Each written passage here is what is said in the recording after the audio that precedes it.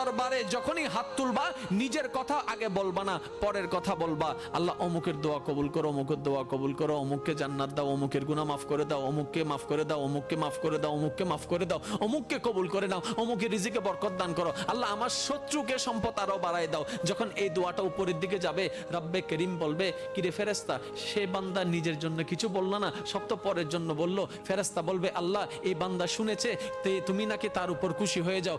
যে বান্দা অন্যের জন্য ভালো চাই, তুমি নাকি তার ভালো চাও। যে অন্যের প্রশংসা করে, তুমি নাকি তার সম্মান বাড়ায় দাও। আল্লাহ যে অন্যের জন্য মঙ্গল কামনা করে, তুমি নাকি তার জন্য বরকত বাড়ায় দাও। এই বান্দা সেই সূত্র বুঝতে পেরেছে, তাই নিজের জন্য চাচ্ছে না, সবার জন্য চাচ্ছে। রব্বে করিম বলে, তার দোয়া ফরিয়াদ কবুল করার ব্যবস্থা করো, কারণ যে অন্যের ভালো চায় আমি আল্লাহ তার ভালো করে দিই। বলেন সুবহান।